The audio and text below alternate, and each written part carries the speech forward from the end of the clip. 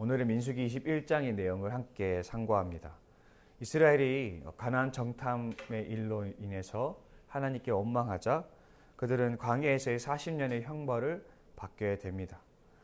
이 40년 형벌을 받은 이유로 이들은 목전에서 가나안 땅에 들어가지 못하고 40년의 여정을 방황하고 먼 길을 돌아 40년의 여정을 지나야만 가나안 땅으로 들어갈 수 있게 된 것입니다.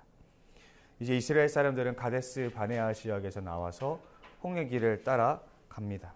여기서 이제 문제가 생깁니다. 에돔 지역을 통과해서 가려고 했는데 에돔 땅의 사람들이 자신들의 길을 내어주지 않았다라는 것이죠.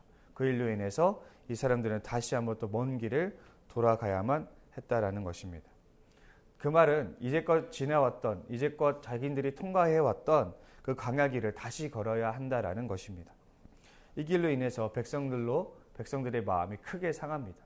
더 원어에 가깝기로는 인내심이 완전히 바닥났다라는 표현이 더 맞습니다.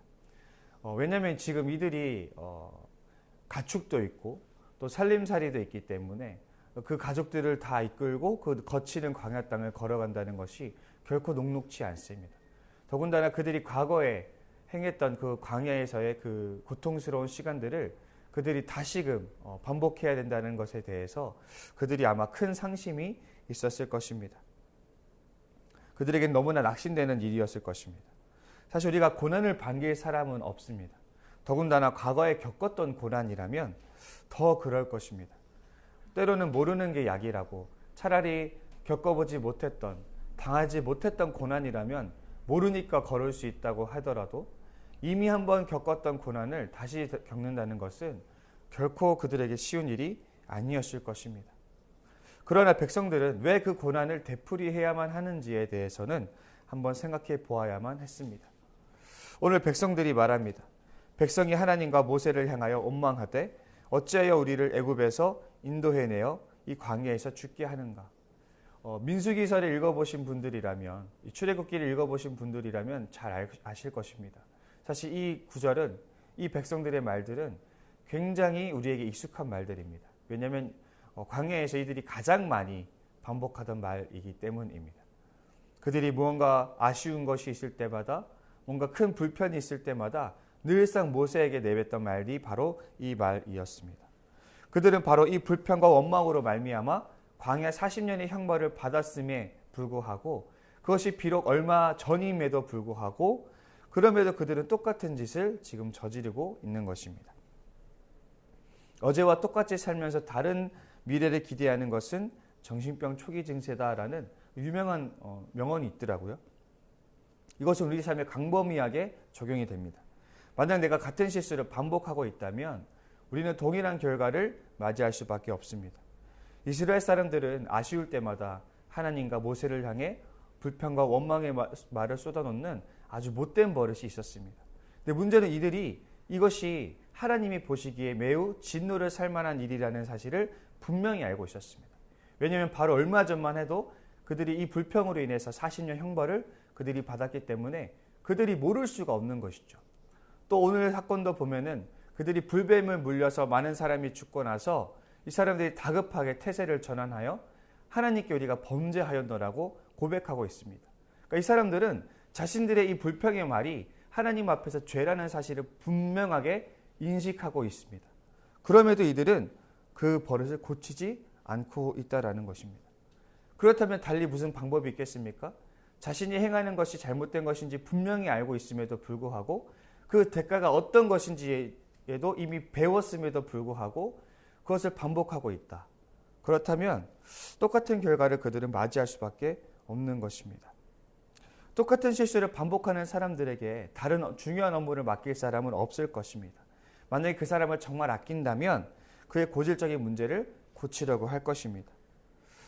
만약에 우리가 같은 고난이 지속되고 있다면 우리는 다시 우리 어떤 다른 외부를 향해서 불평과 원망을 할 것이 아니라 본인을 향해서 다시 한번 되물어야 할 것입니다. 그 고난의 본질이 무엇인지, 나에게 같은 어려움이 되풀이되고 있는 이유가 무엇인지, 애꿎게 하나님에게 왜 우리에게 고난을 주셨냐고 따져 물을 것이 아니라 나의 어떠함 때문에 이 같은 일이 반복되고 있지는 않은지 한번 물어야 할 것입니다. 이제 이들의 동일하게 반복되는 연약함이 어떤 것인지 한번 보자면 이제 그들은 하나님의 은혜로 주어진 이 만나를 하찮은 음식이라고 폄하하면서 우리가 싫어하노라라고 말하고 있습니다. 성경은 분명히 말하기를 40년 동안 하나님께서 구름 기둥과 불 기둥과 만나를 주셨다고 기록하고 있습니다. 낮에는 구름 기둥으로 더위를 가려주시고 저녁에는 불 기둥으로 추위를 막아주셨습니다. 지금 이 사람들은 구름 기둥 바로 아래에서 만나를 씹는 와중에서 불평 원망을 하고 있다는 사실을 우리는 기억해야 할 것입니다. 이 사람들의 동일한 실수는 무엇이었냐면 하나님의 은혜를 좀처럼 인정하지 못하는 연약함이 있었다라는 것이죠. 지금 현재 지경형으로 주어지는 은혜를 누리고 있으면서도 불구하고 끊임없이 결핍을 말하고 끊임없이 그 결핍에 주목하고 그 결핍에 불평 원망하는 그런 어리석은 짓을 반복하고 있다라는 것입니다. 이들의 태도가 바뀌기 위해서는 무엇이 필요할까요? 그들이 결핍을 느끼기도 전에 그 결핍을 채워주는 것이 옳은 것일까요? 아니면 결핍의 순간을 마주하게 하여 그 순간을 이겨내는 기회를 주는 것이 더 옳은 것일까요? 우리 성도님들, 우리가 고난 앞에서 우리의 태도가 어떠한지를 점검해야 하겠습니다. 우리도 어쩌면 이들과 동일한 실수를 되풀이하고 있지는 않습니까? 은혜의 기념비를 세우는 것이 하나님께서 기뻐하는 일인데 우리는 과거의 은혜를 기억도 하지 못하고 현실에도 주어지는 은혜의 산물을 인정하지 못하고 있지는 않습니까? 어쩌면 우리는 대래 지금까지 베풀어 주시는 하나님의 손길을 경시하고 있지는 않습니까? 쇼펜하우어가 귀족에게도 고통이 있으니 그것이 곧 권태라고 했습니다. 부족할 것이 없는 결핍을 느끼지 못하는 귀족들도 이 권태로움 때문에 고통을 당한다라는 것이죠. 사실 근데 권태로움보다 저는 결핍보다 권태로움이 더 복되다고 여깁니다. 권태로움을 느낄 만큼 삶이 평탄한 것이 사실은 복입니다. 우리는 그 평온한 일상에 그 권태로움에 취해서 그 은혜를 망각하고 있지는 않은지, 그러니 고통이나 결핍 앞에서 동일한 실수를 반복하지 않아야 되는 우리가 되어야 될 것입니다.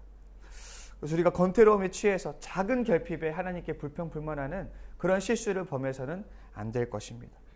더불어 우리에게 어떤 반복되는 어려움들이 있다면, 반복되는 실수가 있다면 우리가 그 실수를 이제는 단호하게 결단하여 끊어내는 일들이 있어야 될 것입니다. 우리가 그 반복되는 실수가 있다면 우리는 반복되는 결과를 맞이하는 것을 피할 길이 없습니다. 우리 성도님들, 우리 스스로에 자문하여서 내가 반복되는 어리석은 일들이 있지는 않은지, 반복되는 실수나 죄들이 있지는 않은지 살펴보시고 그 죄를 끊어낼 수 있는 복이 우리 모두에게 있기를 간절히 소망합니다. 이제 이들이 백성들이 불뱀에 물리고 나서 이제 그들이 다시 한번 하나님께 회개를 하게 됩니다. 회개를 했다는 이제 자신들의 잘못을 자복을 하게 되죠. 그러면서 그들이 하나님께 간구했던 것이 무엇입니까?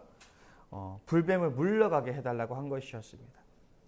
그러나 하나님은 다른 응답을 주십니다. 놋뱀이라는 응답을 주시죠. 그래서 하나님께서 불뱀을 구리로 만든 불뱀을 만들어라. 장대에 달아라. 그리고 장대를 높이 세워라.